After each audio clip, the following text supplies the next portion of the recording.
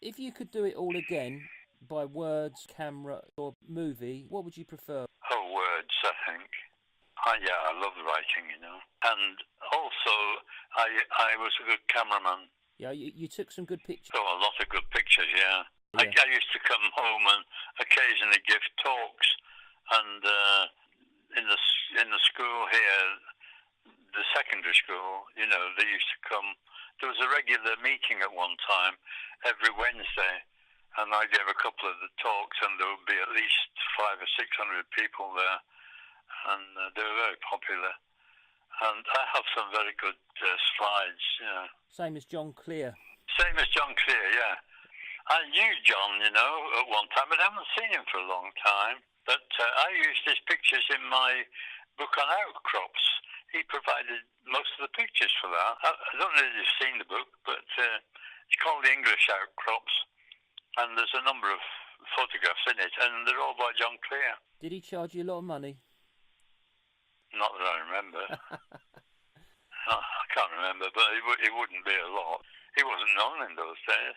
When you set the guild up, Walt, what was the idea of it? Just a group of people got together and thought, we're all doing the same thing. We should get together and meet occasionally and talk to each other about what we're doing and what's going on, And that's how it started, really. And later on, they made me president at one time, I think. But so how do you spend your time now? Whatever takes my fancy, actually. Yeah. I read the reviews in the Sunday Times, and if one takes my fancy, I get it. But otherwise, I just read my library, which is quite extensive. I have a complete edition of the Alpine Journal from the very first, before the first one, until last week. Didn't you help set up TGO, didn't you? I was the editor of The Climber, and it was a funny thing because what happened, this is how I became a professional writer.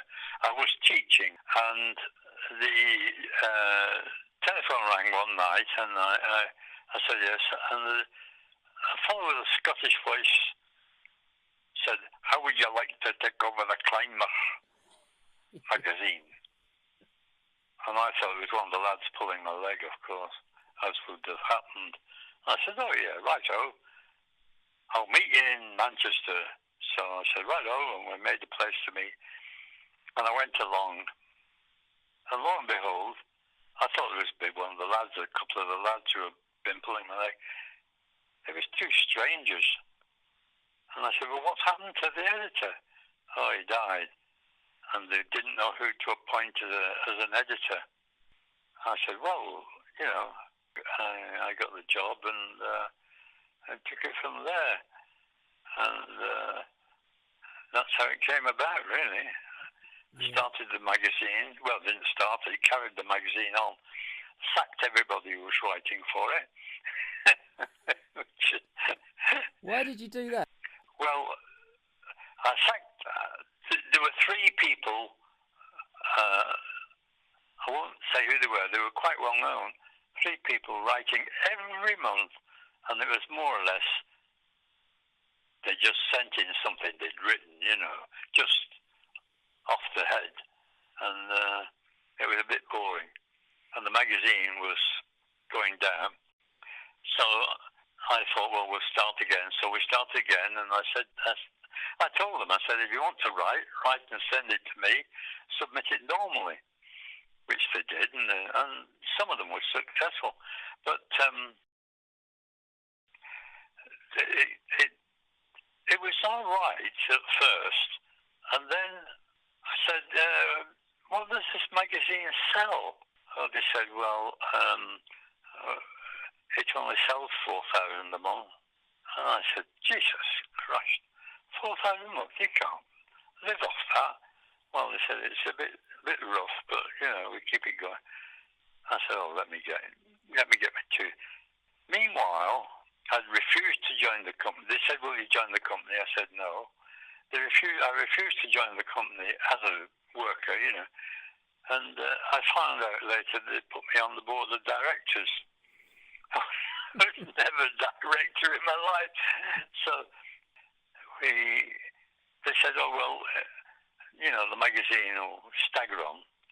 Anyway, I got down and I got a number of famous writers to write for us, and I contacted various people and everybody I knew, John Hunt and all the rest of them.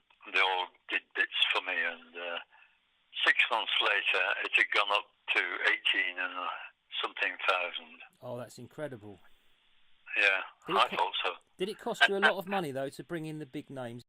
No. I offered everybody the same, which was, for a short article, it would be 5 guineas, and for a long article, a really good article, they might get 10 guineas.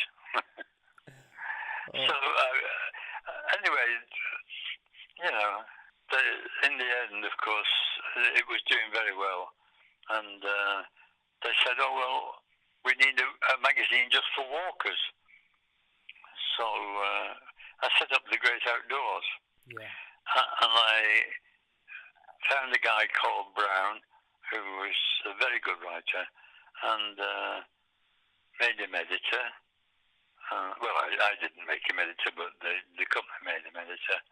And it took off from there. I didn't do anything more with the Great Outdoor. But I founded it, that's all, really, and got the editor and so, and then left it. What was the name of the company that set it up? Holmes MacDougall. Which one? Holmes MacDougall. Ah. The same that ran the Climber. I see.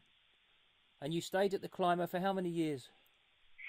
Oh, about 13 years, something like that anyway. And why did you leave? Well, it was changing, and I'd fallen out with them a bit.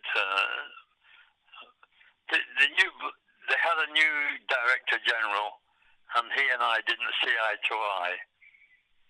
So we agreed to part, and I left. So what do you think then, Walt, is the secret of a good magazine? What does a good magazine need to have for it to be a success?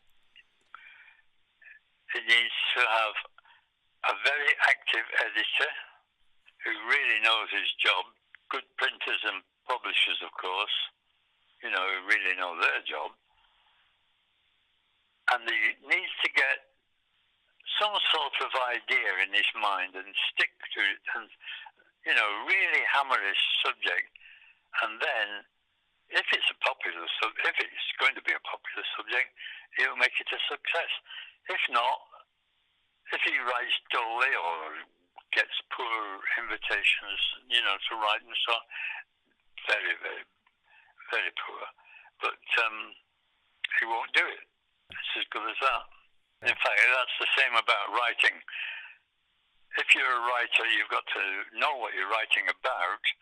But if you're a fiction writer, and I've done a bit of fiction, if you're a fiction writer, you really have to be very good at your English, write properly and in real English, not slang, and do really good sentences and paragraphs, and know what you're doing. Because if you don't, and this is the same for all, if you don't know what you're doing, then forget it. Don't try it. If you're struggling to make a paragraph, forget it. It's got to flow. Your writing has got to flow. Yeah. He's got to put his guts into a magazine. Yeah. Live and breathe it. Absolutely. He's got to really love the magazine and know what he's doing and know every little trick of the trade.